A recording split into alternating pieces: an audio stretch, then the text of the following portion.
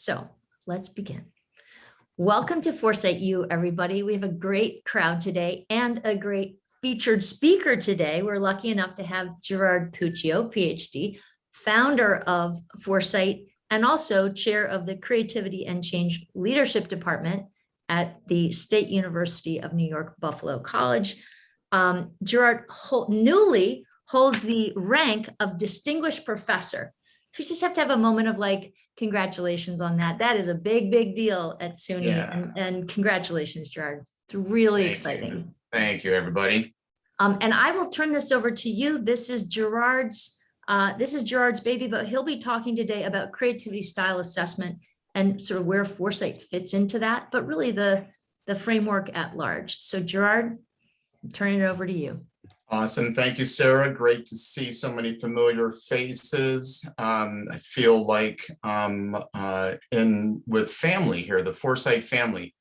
With that, this is going to be a fairly informal conversation. I'm going to share with you some work that I've been doing recently around creativity assessment and really thinking about what makes for a good creativity style theory or assessment.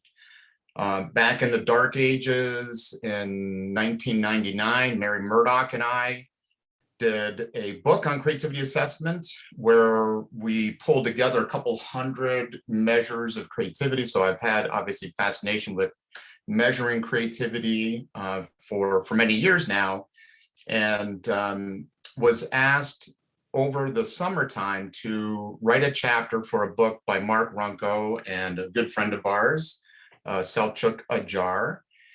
And we were given the assignment of writing the lead chapter on alternative approaches to measuring creativity. When you look at the field of creativity, it's dominated by measures that look at capabilities.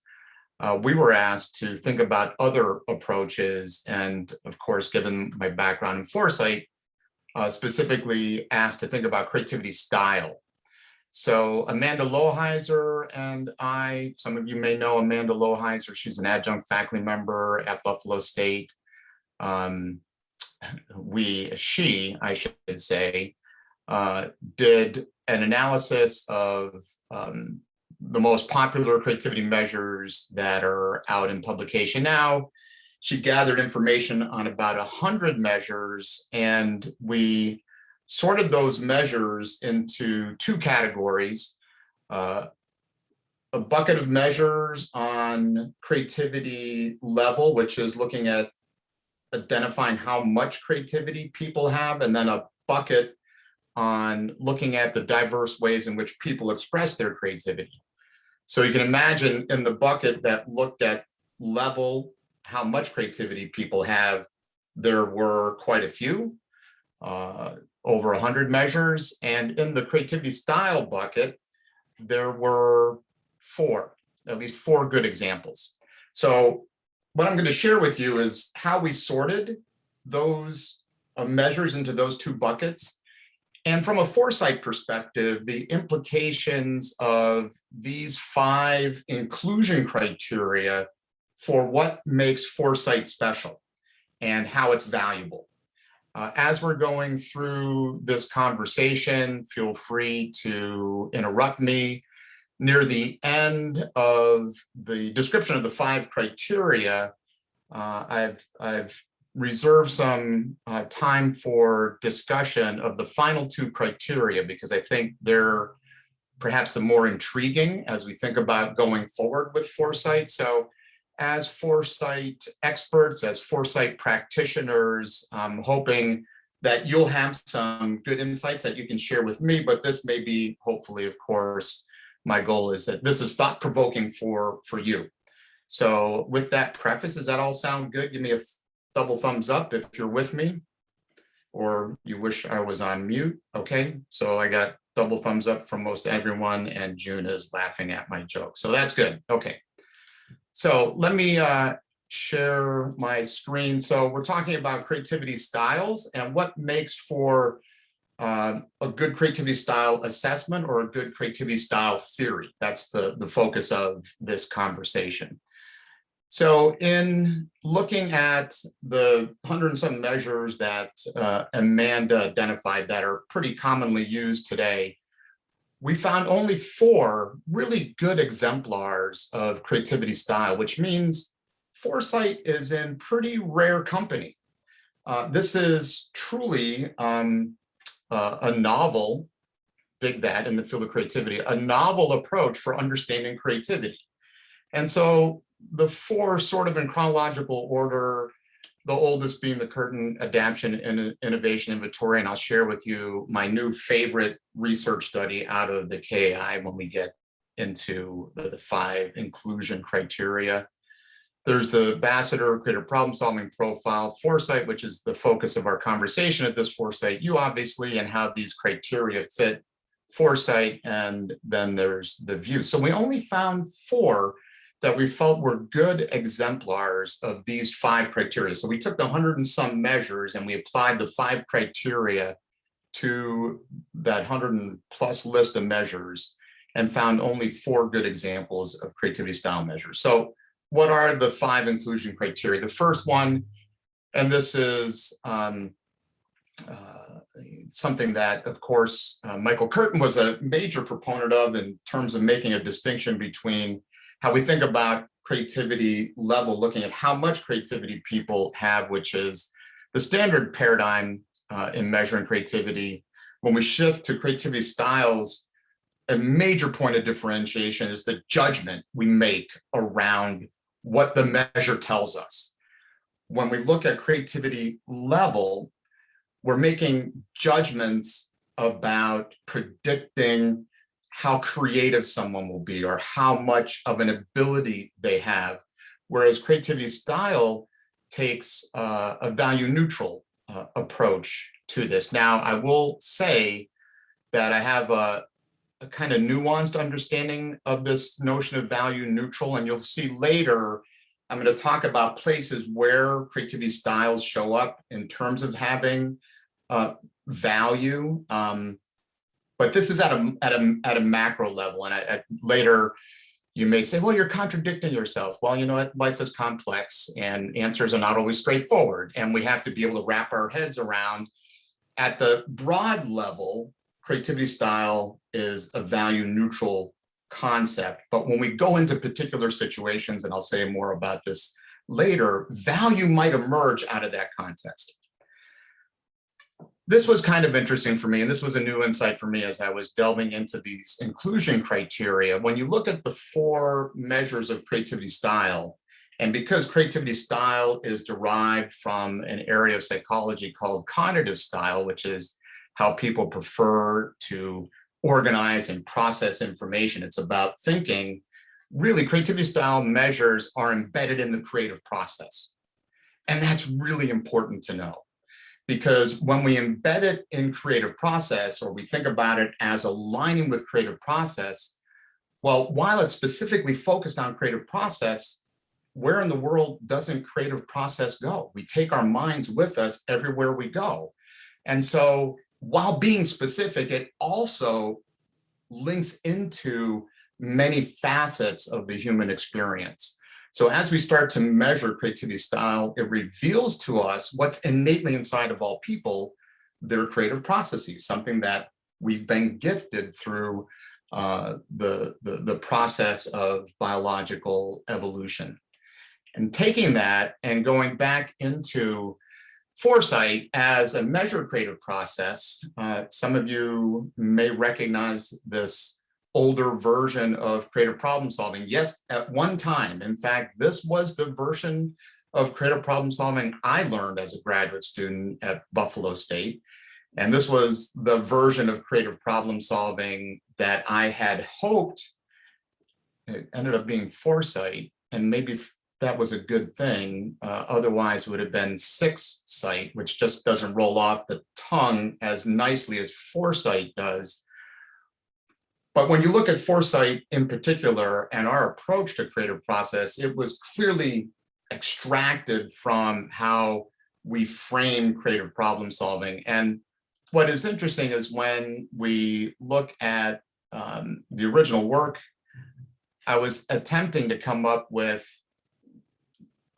descriptions that, let's see if I can get my annotate tool to work here. There we go. No. Hold on just a second. Okay.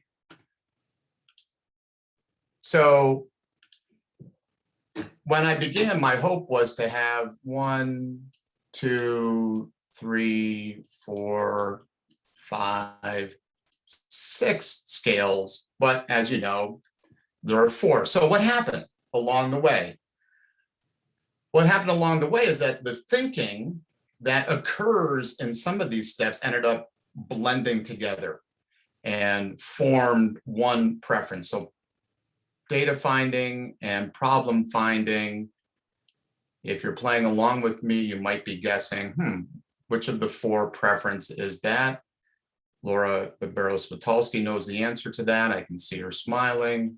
So this is what became the clarify scale. So looking at information, diagnosing, picking things apart, framing problems, those are all part of clarifying. Those go together.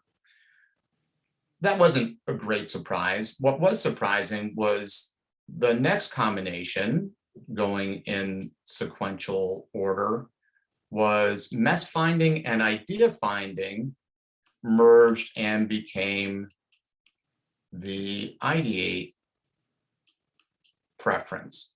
Now that's kind of fascinating to me. So diving into the creative process, what do those 2 things have in common? What they have in common is that they're both about abstract thinking, more conceptual thought. So when we have an idea, it's a tentative solution. It's a proposed solution. It's you're kind of curious about whether this idea might work or not. Mess finding, which it's kind of fun. Lately, I've been listening because I have such a boring life. I've been going back to, Kristen Peterson will appreciate this, the recordings from the 1950s, 60s, and 70s Creative Problem Solving Institute, which the Creative Education Foundation very generously turned over to our department. So I'm like doing this time warp going back in time, and I'm hearing some of the speakers talk about mess finding, which is that fuzzy front end, like something's annoying you, you know, something's going on, something's amiss. You kind of have a broad sense for what it is, but you haven't yet diagnosed it down into a specific challenge. So mess finding and idea finding, mess is a very broad, ill-defined, not nailed down yet problem. So it's very abstract. And ideas, tentative solutions, are abstract as well. So that's kind of interesting. So FourSight is cluing us into the kind of thinking that happens as we move through the creative process. This is also, mess finding is also related to dreaming and having a vision, which again is a broad construct. Then solution finding, where we're looking to take an idea and transform it. Of course, we know that as the develop. And then acceptance finding, especially as we begin to look at what we need to do to move an idea into the world, that became the implement. So that's, again, that's how creative process is anchored in FourSight. That little trip through memory lane for me, at least I hope, gives you maybe a deeper understanding of some of the thinking that came together in FourSight. And that's the beautiful thing about research is, sometimes it doesn't work out like you wanted it to. I wanted 6 nice, clean scales, but you know what? People don't always cooperate with what researchers have in mind. And we ended up with 4, which again, FourSight just works a lot better. So moving on. So we're looking at now adding a third. So third inclusion criteria: first, styles are value neutral. Second, they're most closely aligned with the creative process. Third, as we develop these thinking preferences, that way of thinking shapes who we are in terms of our personalities. And therefore, we can understand creative process preferences by also asking people about their personality traits. So there's a close relationship. It starts first as an expression of one's thinking, and our thinking also sort of like a magnet. The kind of thinking that we engage in attracts and helps develop certain personality traits. Now, here are the two that I think are kind of more interesting. So when we start to talk about creativity styles, because we're talking about creative process, and creative process is universal, right? It shows up in many aspects of our human experience. When we start to measure creativity style, it's pretty awesome. It's boundary spanning, meaning you will find it in many areas of life. And in fact, I got to tell you, this is the great surprise to me in terms of foresight theory, what it's been bridged to, where it has gone in terms of the places where it shows up. So of course, we've looked at it in terms of creative performance. We've looked at foresight preferences in terms of problem construction and how people define problems. That was a master's thesis. We've correlated foresight with creative personality, but it's also gone beyond the field of creativity. We've found relationships between general personality measures like the DISC or the Jackson Personality Inventory, the Myers-Briggs Type Indicator, the Neo Big Five personality. It's been shown to reveal a particular mindset with entrepreneurs. It's been related to ADD, ADHD. And I know for some people, this has been really eye-opening and provides them with a different perspective on ADD or ADHD. Rather than being a clinical challenge, it can be viewed in a more positive way with a different label, ideating or ideator. That then led to a research study done with Pam Zalay on mental health and 6 different dimensions of mental health. Of course, there are great implications between managing our own creativity or mastering our own creativity and well-being, our own personal well-being. We've looked at foresight in relationship to the leadership mindset. So as you move through the organizational hierarchy, we see some significant changes in the mindset that's represented through foresight at senior levels of leadership. We, thanks to Tricia Garwood, have looked at the impact of leaders' preferences via foresight on team collaboration. One of my favorite foresight studies, Sarab's thesis on teacher bias and how teachers project their foresight preferences onto students, and in some ways sort of expect students to, if they're going to achieve their greatest potential, they kind of have to think like the teacher does. So clarifying teachers, ideating, developing, implementing teachers have different expectations that are related very much to their foresight preferences. And then, of course, a large-scale study of a sample of over 22,000 people looking at vocational psychology and how different mindsets show up in different occupations.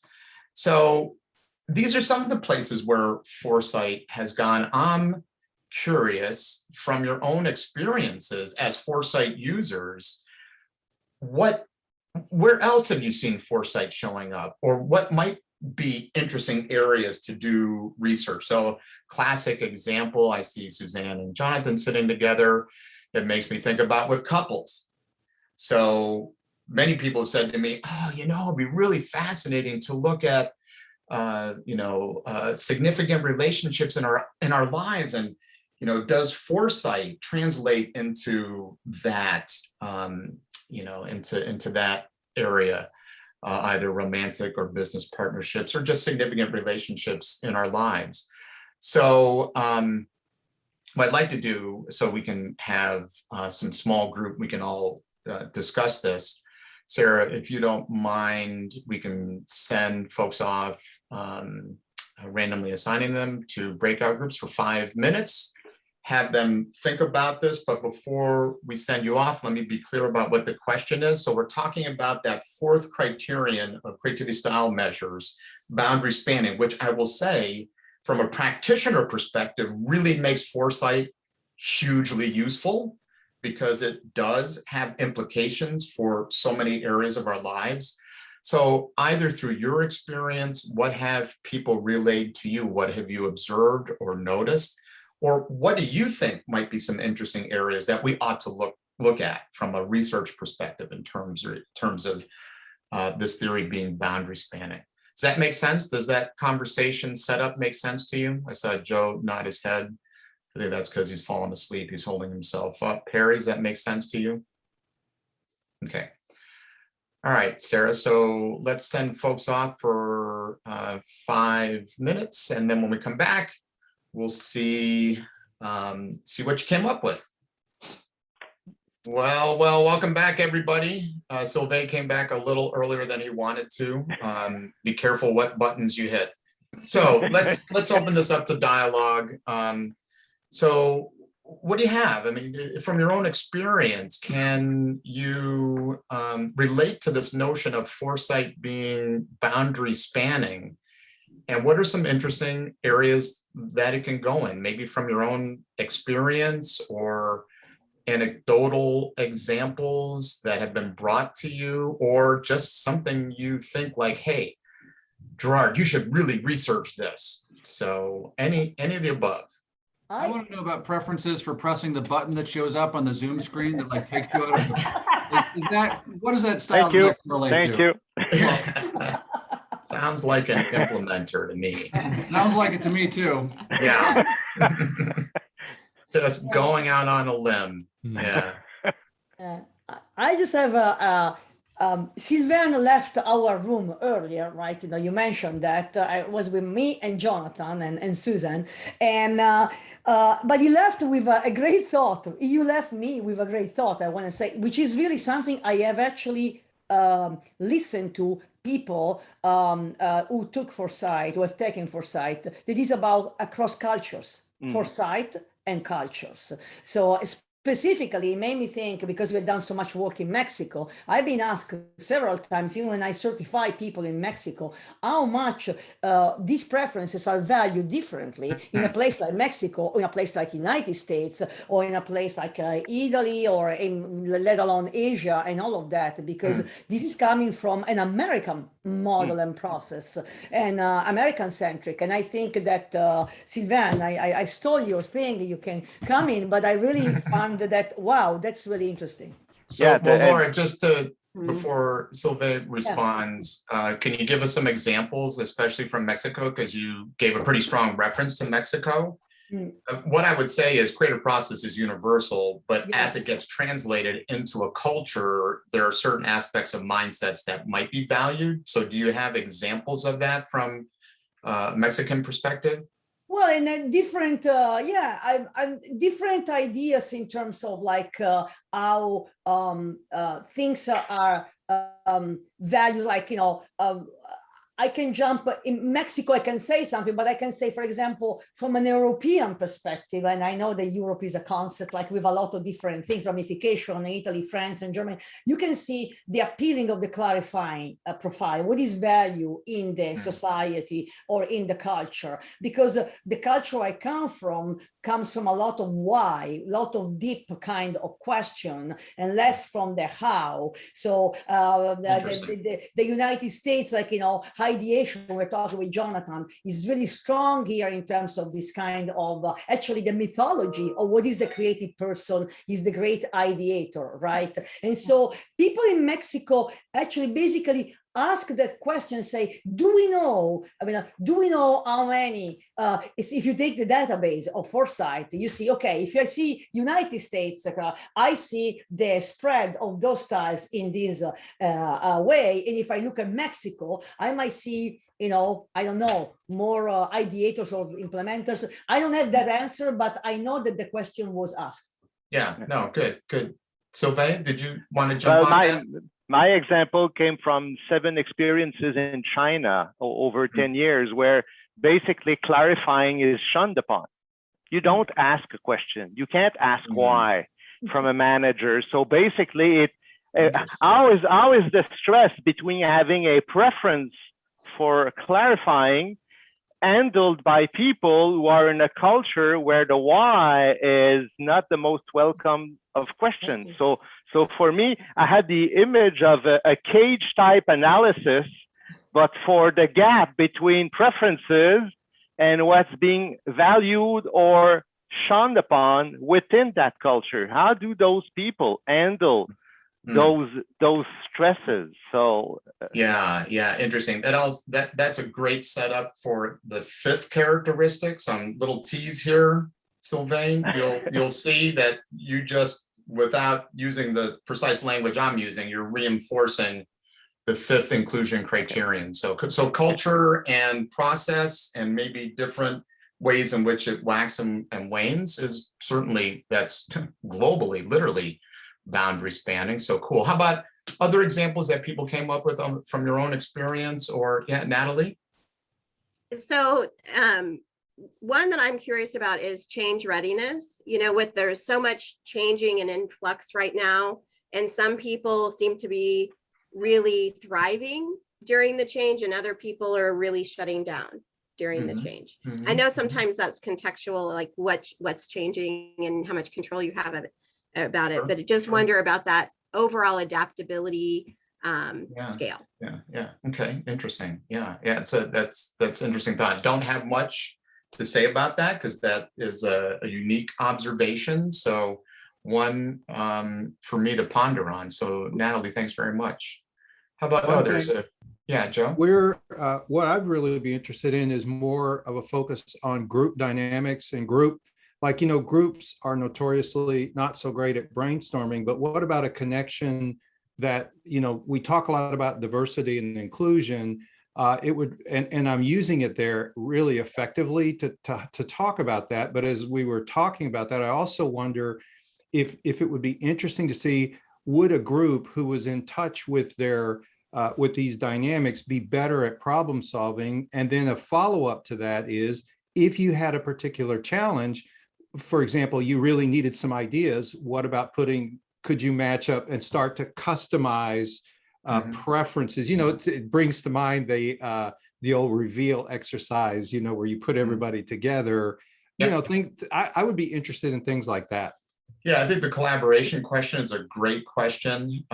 What you were just referring to in terms of individual and task is very much related to vocational psychology and how personality might match a situation and how that's beneficial in terms of satisfaction. So that is an area. And Sarah and I were chatting about this while you were in the small group. Sarah was talking about how much uptake there's been in terms of using with undergraduate students FourSight to help them to think about career choices. So we're seeing more of that happen, Joe. Ellen, your digital hand might be getting tired. Yeah, thank you. It's kind of built a little bit on that, but I'm really interested in the FourSight as a component of diversity and how that might be important or not. And I was just doing some research, and there's a story, there's a research that was done in 2017 about, they call it cognitive behavior, and they show that team with a difference in cognitive behavior perform better. A team that had difference in age, the traditional diversity actually made no difference to the outcome. And I would be really interested in having more of that around FourSight, because I think that conversation is happening everywhere. And I think if we're not bringing that, we're kind of missing a huge opportunity. Yeah, no, I fully agree. In fact, I'm going to touch on that when I get to the fifth characteristic.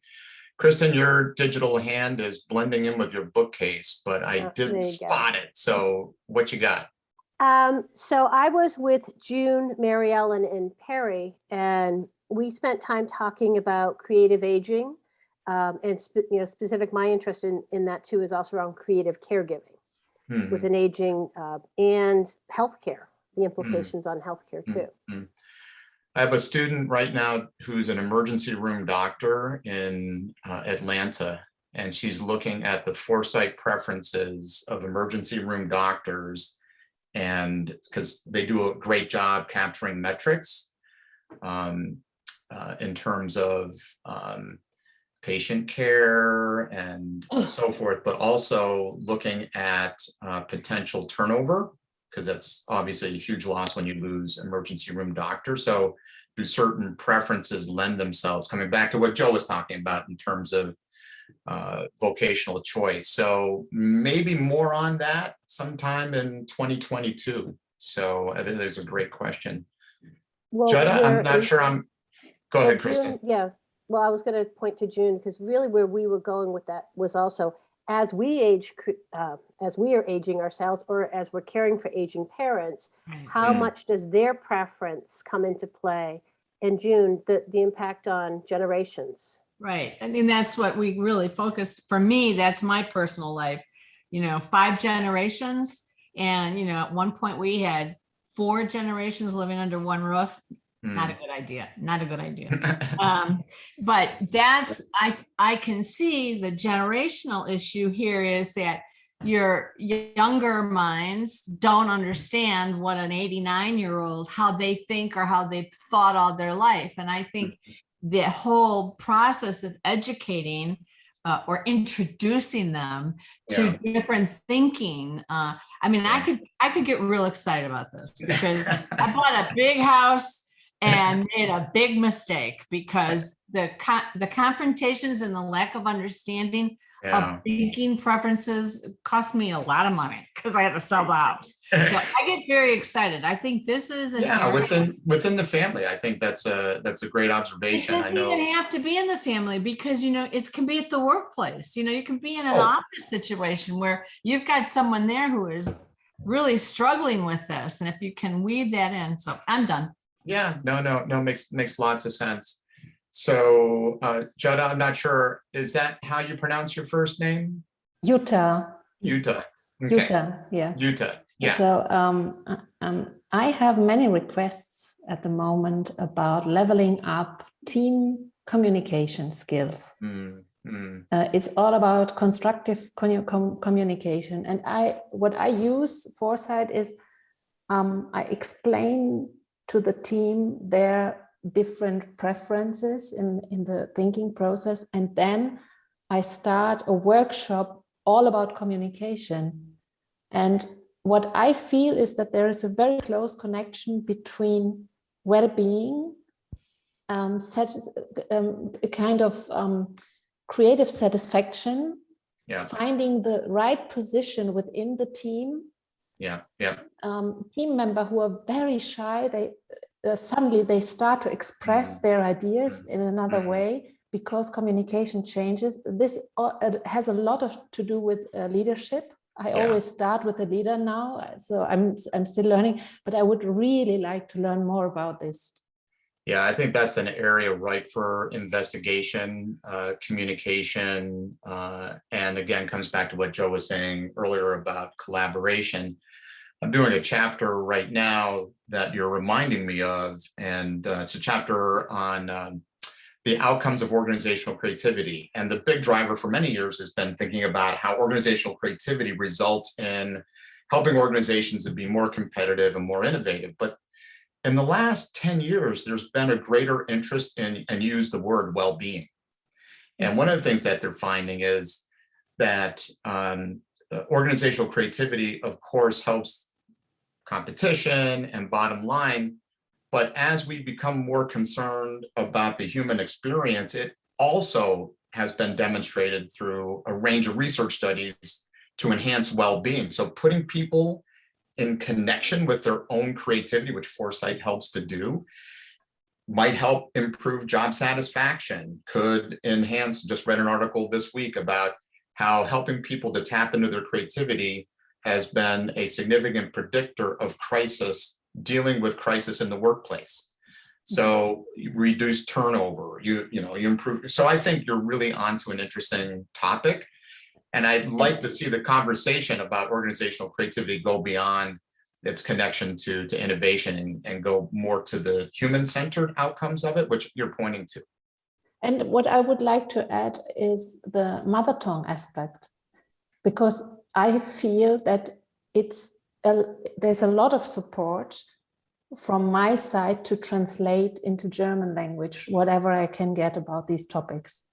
And they appreciate if I do all the workshops in mother tongue. Sure. For Yeah, many, of course. even if people work in English language all the day in their business, this is something that goes so deep inside themselves, and they have to be aware of themselves to really use these things. Yeah, and that's really interesting, because the point I'd like to make, and Stacy, I see your hand is up. We'll have you share your comment, but Yuta, I think FourSight helps people connect to their own creativity, right? It helps them to realize and embrace their own creativity. So I would imagine doing it in their mother tongue just helps to reinforce that. So Stacy, what do you have to offer? What were you or your team thinking about in terms of boundary spanning nature of FourSight? I know my curiosity, I finished a leadership course yesterday and I brought this up a little bit. The different dynamics in my leaders that I was working with, from industries where you do have that C-level management and then their individual contributors and the hierarchy of that. And then I have industries where they literally are on the farm. They are geneticists possibly, or there are people who are in the field counting eggs, and it's a physical type thing. And so the measure of what that looks like in that environment versus, that corporate look, and if that translate differently in that environment. And not only that, but to my classroom when I'm have my professor role on. The team dynamic, I was telling Natalie that I had such diversity. I had someone from Japan.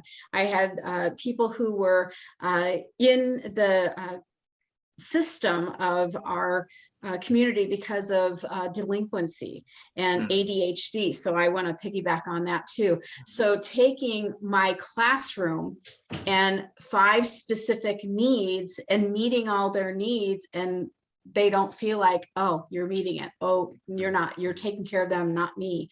And just pulling it all together and what FourSight looks like. Yeah. That it's remarkable, all the places that it goes and all the conversations that can open up as a result of FourSight. Laura, do you want to jump on and say something else before I go to the closing slide? I have a quick list that we put together with Jonathan, Susan, and Sylvain. So we also had interesting stuff about the natural hiring bias, which I find very interesting. An organizational hiring bias. Yeah, right. What that's if there is that kind of thing, and correlation also connection with conflict management and influence. Area of conflict management of influence. In learning styles, there are teacher bias. What about learning styles? Do we have correlation or connection between learning styles and FourSight? Yeah, no, that's good question. And I see Mike Ackerbauer popped in. Hi, Mike, how are you, Dr. Ackerbauer? So Uta, you were talking about communication. Mike Ackerbauer did a dissertation recently on social styles and looking at how FourSight relates to social styles, which does loop in communication and how people prefer to communicate. So if you want to dig into that deeper, reach out to Dr. Ackerbauer. So I'm going to share, many of you alluded to what is the 5th characteristic. And thank you, by the way, for that conversation about all the places that FourSight can connect to. The 5th characteristic, this is that nuanced view of value. So FourSight, like creativity style theories, in general, are value neutral in that we don't say that there are winners and losers. All preferences can achieve creative potential. However, life is complicated. And in certain situations, certain things are favored. Laura was talking about culture. Maybe culture has certain implications for what might be valued. And so I'll give you an example. I teased this earlier when I said my new favorite KAI, Current Adaptation Innovation study, was a study done at the Naval Academy. And the reason why it's my new favorite study, damn it, I wanted to do this study because I've been thinking about this for years, but someone else did it. And kudos to them. So they gave the KAI to all incoming cadets. And they hypothesized that AI preferences would predict dropout. And sure enough, they found that after the first year, within the first year, when they looked at who dropped out of the Naval Academy, those who dropped out had more than one standard deviation difference on the AI scale towards the innovator preference. Not a big surprise, right? I mean, it makes me think, and I've thought for many years, do the kids who get in trouble at school, are they high innovators? Are they high ideators, right? Are those highly systematized, structured contexts very difficult and challenging for some thinkers? So that's what I mean by this last inclusion criterion. Adaptability is context specific. So we fit and can predict how well we do in an environment based, of course, on the skills that we have, but it can also, when we think about our preferences, can be predictive as well. Hammerschmidt, again, looking at adaptation innovation theory, did a fascinating study looking at the hollow square simulation, if anybody's familiar with the hollow square simulation, where he put people into roles. And Joe, this comes back to your question. He put people into roles that match their preferences. So in the simulation, there are planners and there are implementers. The planners, he predicted, if you put those with an adaptive minded orientation in the planning role, and you put innovators in the implementing role, you might be thinking, what how does innovative mindset relate to implementer role? It's because in this simulation, in order to be successful, you have to shatter the self-imposed constraints you create for yourself. And so they thought that that innovative mindset would be a better fit for the implementer role. Then they did the reverse. In some situations, for some groups, they put innovators in the planning role. They put the individuals with more adaptive preferences in the implementing role. And what they found was that when people were matched to the role based on their cognitive style, the teams were successful in solving the simulation roughly 80% of the time, in excess of 80% of the time. When teams were created based on cognitive mismatch, they were successful less than 50% of the time. So a 30+ % gap difference in success. So the context matters and the role that you're in matters. So adaptability, value in a given situation, at a micro level, it makes me wonder, how might FourSight show up in that way as well? And Joe nicely said it earlier about when you put people into certain situations. So we know, for example, if we extend our vocational research and we know in functions related to finance, we find more clarifying. Does that relate to satisfaction? Does that relate to lower turnover? Does it relate to higher performance? A whole number of what are referred to as person-environment interaction outcomes can be distilled from that. Let me wrap with this point, and Ellen mentioned it. Why do I think FourSight is so important? When you have 100 and some creativity measures out there that are pejorative in nature, and which is fine, I'm not denigrating those measures. We need ability measures of creativity. We need potential measures of creativity. We need measures that talk about creative self-efficacy and creative confidence, which is becoming very popular. These are all necessary and valuable. They also make creativity something exclusive. And when in a world where creativity is in such great demand, we run the risk of the haves and the have-nots. And what I think creativity style measures like FourSight have to offer is what I refer to as inclusive creativity. It's a big tent. There's room for everybody. and recognizing and valuing all expressions of creativity and creative thinking, shattering the myth that creativity is about ideation, or creativity is about, execution, getting things done. So FourSight allows us to be more inclusive in terms of how we talk about creativity, yet at the same time to give people sufficient self-awareness so that they can better self-manage themselves in a variety of situations to achieve and actualize their creative potential. So on that note, I'm going to stop my share. I see we've got just a few minutes left. I know there's some things that popped in the chat box. I see Sarah is raising her physical hand. I just wanted to make a comment. First of all, Gerard, that was so fascinating and so valuable, I think, to all of us as FourSight practitioners. But I actually did also want to say that, I have an experience as being somebody who did that hollow square activity and was on a team that was mismatched. And I think one of the things that's so powerful about FourSight is we used FourSight to win the game. We looked at the people outside and recognized, whoa, none of us has a preference for clarifying. And so we consciously did the work of clarifying, and we literally read the directions aloud 3 times.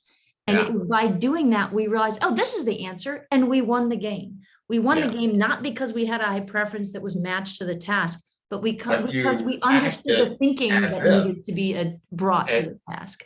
That's great. You just made my hair stand up. Yeah, exactly. That's one of the things that we talk about in terms of well-being.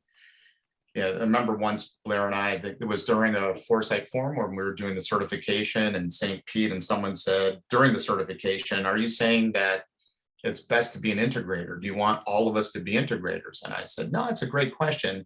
You need to understand yourself, start with self-awareness, but cognitive flexibility is a life skill.